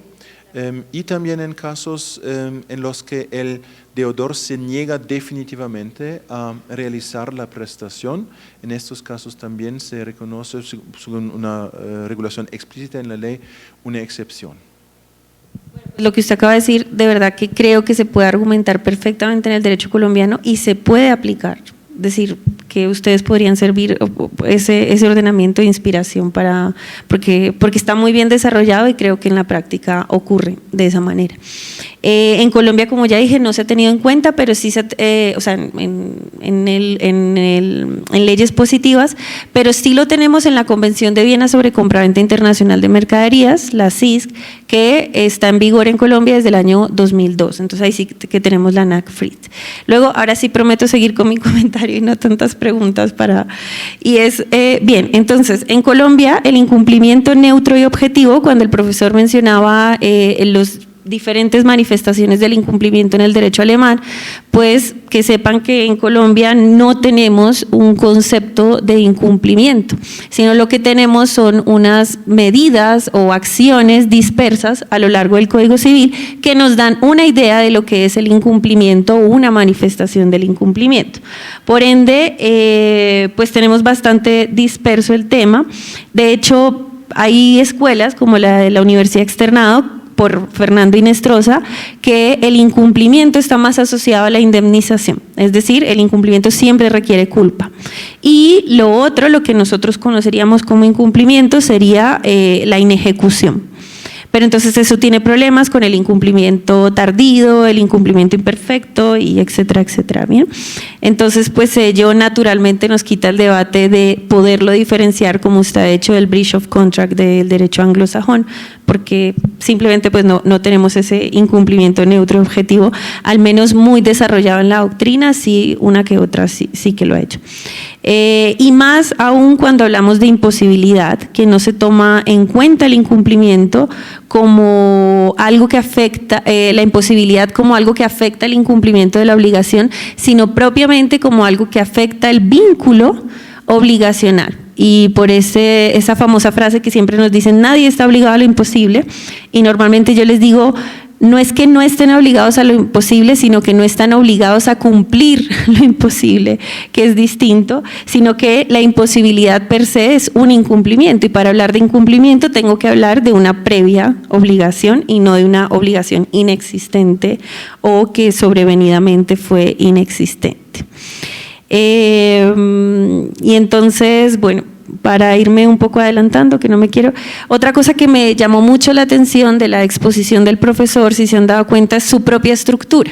Él empieza hablando sobre la responsabilidad contractual, luego habla sobre la responsabilidad extracontractual y finalmente habla sobre la responsabilidad precontractual a través de en la línea de un doctrinante que también tomamos nosotros como inspiración, que es Yering, con la idea de la culpa in contrahectum. Bien, entonces eso es bastante interesante para nosotros porque nosotros tradicionalmente solo dividimos en extracontractual y contractual, pero ya el profesor nos ha hecho ver, yo he aprendido de eso, de la importancia de tener una responsabilidad precontractual, porque es que no puede ser contractual por lo que él decía del interés positivo, pero tampoco puede ser extracontractual por todas las desventajas que tiene la propia responsabilidad, operación o operatividad de la responsabilidad extracontractual frente a la contractual. Entonces, de verdad que si pudieron haber tomado nota de todo el desarrollo que tienen los alemanes en responsabilidad precontractual, sería bastante interesante para nuestras clases, los que están aquí de alumnos de Derecho Civil. De hecho, los de obligaciones, aquí hay alumnos de Derecho Obligaciones 2, que aquí es donde vemos el negocio jurídico y vemos parte de responsabilidad precontractual. Pero claro, es complicado cuando no. Sabemos que el Código Civil o cualquier código decimonónico no tuvo en cuenta la precontractualidad. Entonces, nosotros, ¿de dónde la hemos tomado? Pues de nuestro Código de Comercio, que sí es del siglo pasado, y sí que tiene un artículo que habla sobre la buena fe en la etapa precontractual. Es decir, que la buena fe la hemos construido para la culpa, o sea, ha sido el principio de derecho positivo que hemos tomado para introducir la culpa in contrahendo en el derecho colombiano a través de la Corte Suprema de Justicia. Sobre responsabilidad contractual, creo que no Bueno, me parece muy importante resaltar algo que ha dicho el profesor, y es que la indemnización se dirija hacia la reparación del interés positivo. Eso también es algo que obviamos muchísimo aquí, y es la diferenciación. A veces en Colombia hablamos de indemnización y la clase habla de daño emergente, lucro cesante, previsibilidad del daño y si acaso algunos mitigación, pero no muchas personas se dedican a diferenciar entre el interés positivo del interés negativo. Digamos que eso es algo un poco más moderno y creo que eso va mucho antes del lucro cesante y el daño emergente, porque hay lucros cesantes y daños emergentes en el interés negativo, que él lo hablaba por ejemplo con otros deberes de conducta, y hay lucros cesantes y daños emergentes en el interés positivo, que él lo hablaba en los deberes de prestación. Entonces, pues eso es súper importante, eso que usted ha dicho para nosotros, porque no, digamos que no es tan familiarizado sí, no es de tan alto conocimiento a nivel general. Así que solo quería recalcar esto para nuestro caso.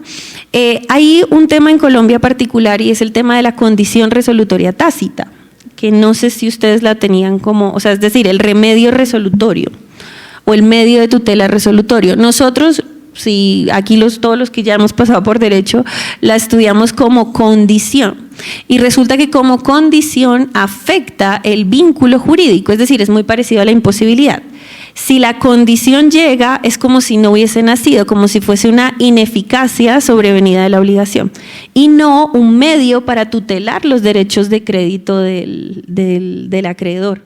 Entonces, claro, aquí hay mucho debate y le podría decir que es el 50-50% de profesores que dicen que la indemnización que acompaña la resolución nunca puede ser sobre el interés positivo. Tiene que ser sobre el interés negativo. Entonces, bueno, entiendo que en Alemania sí que se permite, ante una resolución, poder indemnizar el interés positivo.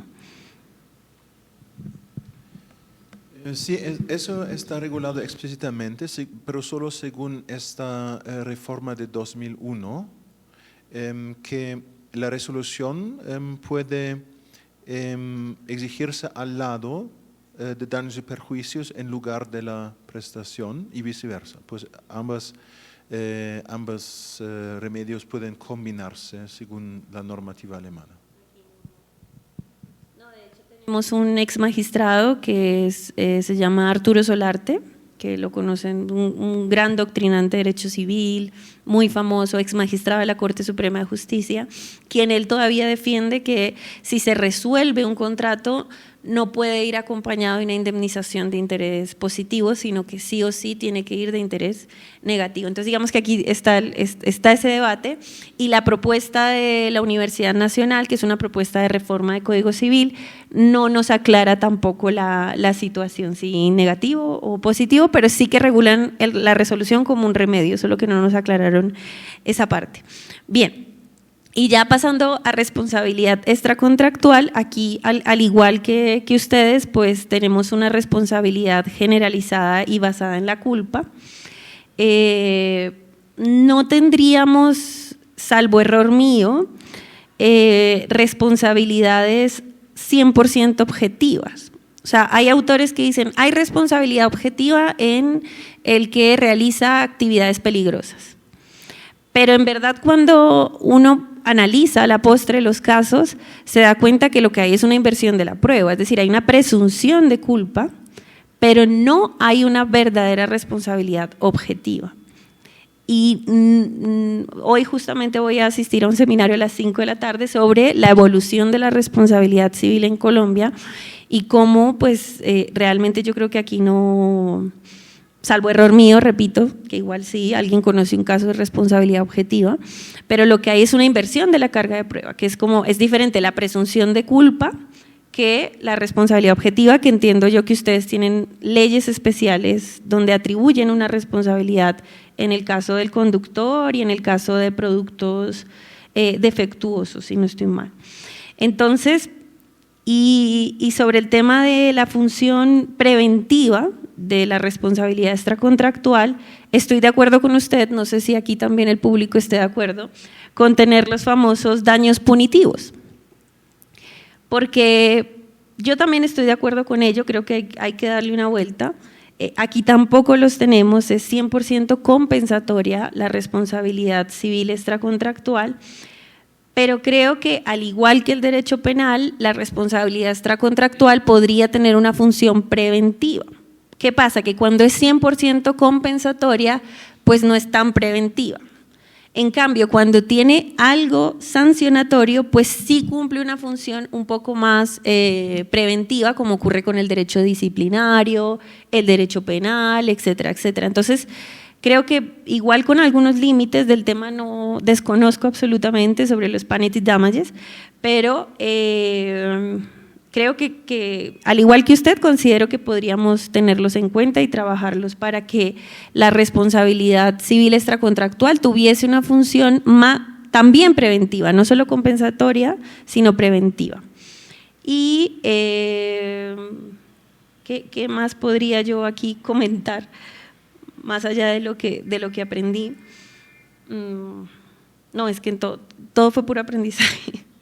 Y ya, finalmente terminar con la culpa in contraendo, que en Colombia también la hemos adoptado, ya hay bastante jurisprudencia y en todas citan a Yerin para introducirla en nuestro ordenamiento jurídico. Y la fuente de la responsabilidad precontractual ha sido el principio de la buena fe, ¿de acuerdo? Es decir, cualquier acto, que no es lo mismo decir acto en contra de la buena fe que decir mala fe o dolo, ¿no?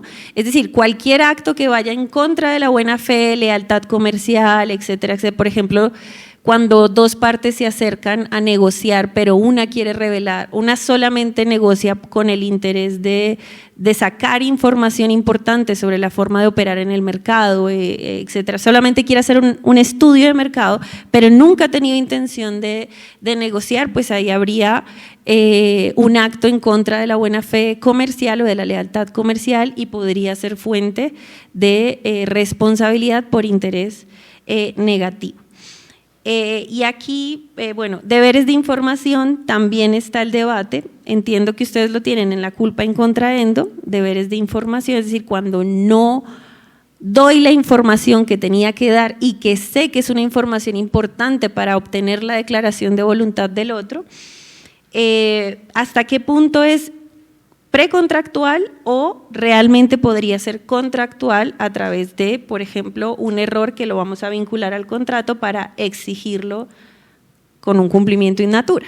Entonces está como ese debate entre si el deber de información es precontractual o podría yo llevarlo a la responsabilidad contractual, que sería mucho más gravosa, diría yo, porque es decir, aquello que usted no me dijo, pero que yo me representé en mi cabeza por esa mala información, me lo cumple.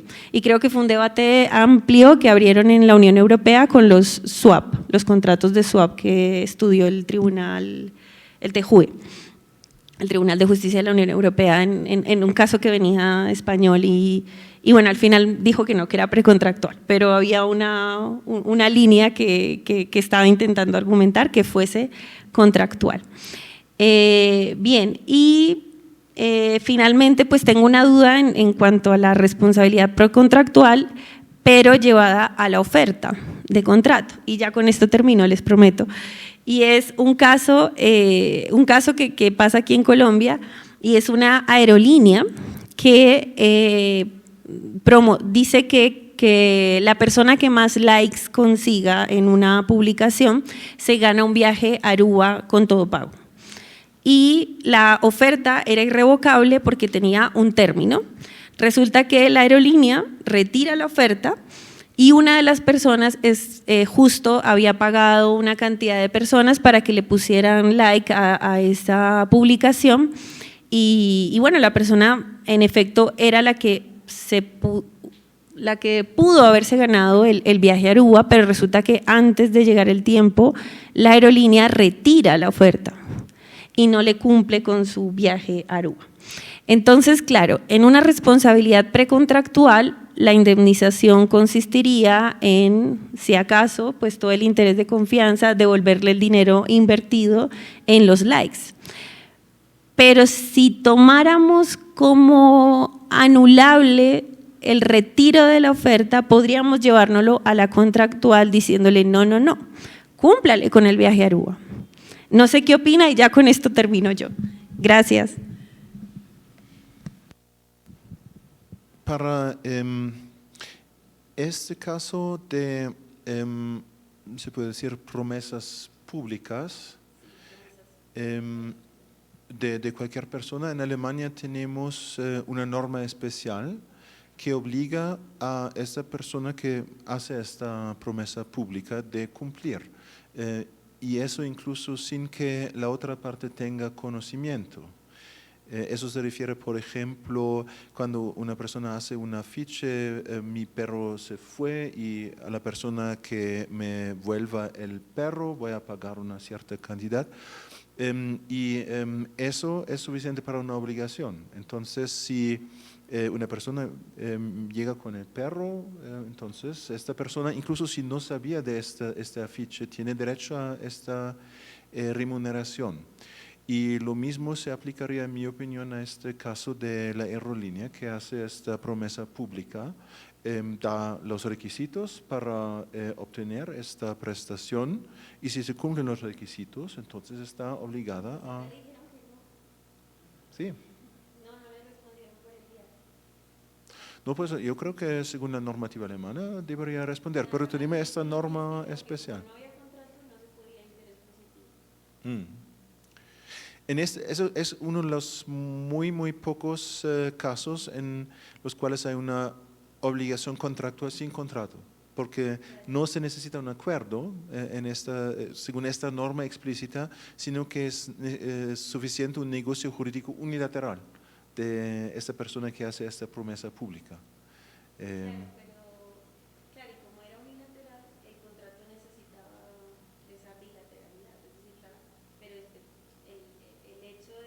Empezar a conseguir los likes, pues para mí era una aceptación tácita. Entonces podríamos haber armado el contrato también por ese lado, pero no.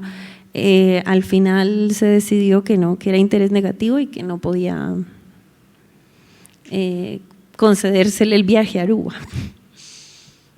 No, pues eso yo creo que sería diferente en el derecho alemán, pero a causa de esta norma especial que tenemos. Claro, interesante. De verdad, profesor, muchísimas gracias. Ha sido mucho lo que he aprendido y creo que lo que todos hemos aprendido a través de su exposición. Gracias. Y gracias, doctor Zulba. No sé si quieran abrir un espacio para preguntas.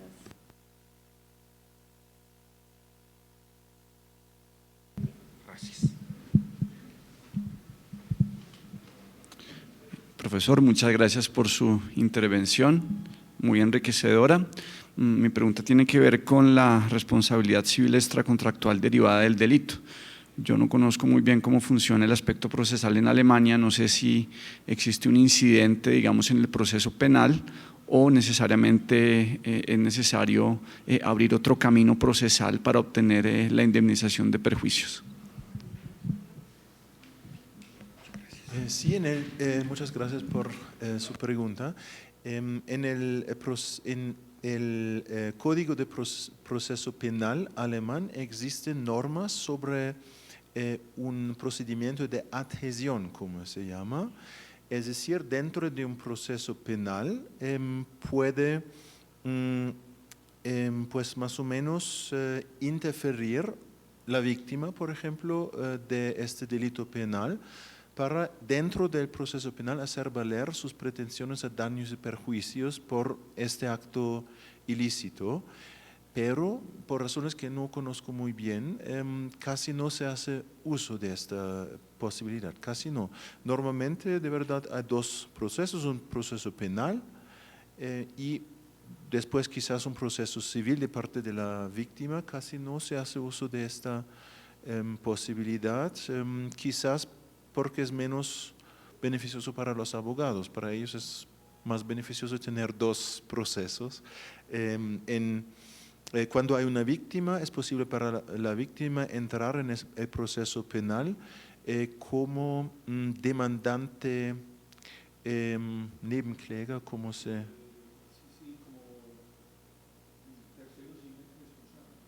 Sí, sí. Pero para, por ejemplo, solicitar nuevas pruebas, etcétera, y teóricamente sería posible también conectar con eso esta pretensión de daños y perjuicios según el derecho civil, pero según mi conocimiento no se hace mucho uso. El abogado entonces representa en el proceso penal la víctima y después en el proceso civil, por eso gana 2 veces. Quizás eso es la razón, no sé exactamente, pero no se hace mucho uso de esta figura, aunque existe, pero no tiene gran relevancia práctica. El concepto Nebenkläger realmente haría alusión al co-demandante o co-acusador, ¿no? Que no es ajeno al derecho penal procesal colombiano, teniendo en Colombia en todo caso un incidente específico a propósitos de reparación posterior a la condena, pero pues eso hace unas diferencias. En todo caso, que allí no exista esa lógica dentro del proceso penal se explica también por el buen funcionamiento de la jurisdicción civil, ¿no? Es otra razón por la que no se huye a esta, sino que se acude a ella para canalizar esas pretensiones también. Bueno, no sé si alguien tiene alguna pregunta, algún comentario. Yo solo quiero… bueno, Gabriela, por favor.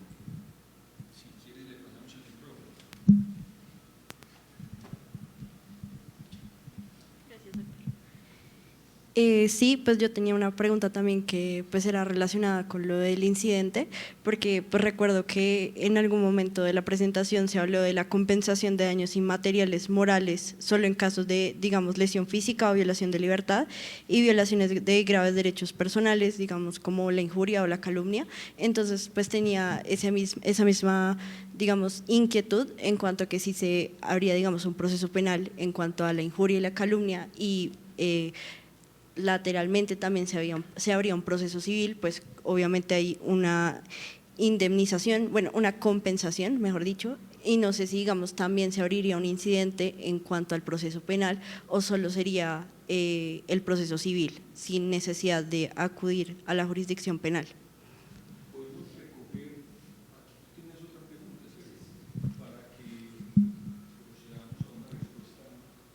Tenía una pregunta, buenas tardes, y tenía una pregunta en relación con los punitive damages, dado que si bien nosotros hemos manejado como tal dentro del derecho colombiano lo que es la mitigación del daño sobre el tema de la indemnización de daños y perjuicios, ¿cómo operaría de alguna u otra forma los punitive damages o no sé si de alguna u otra forma entra en contravía dentro de la misma filosofía de los punitive damages, comprendiendo que estos tienen no una función compensatoria, sino más bien punitiva, preventiva?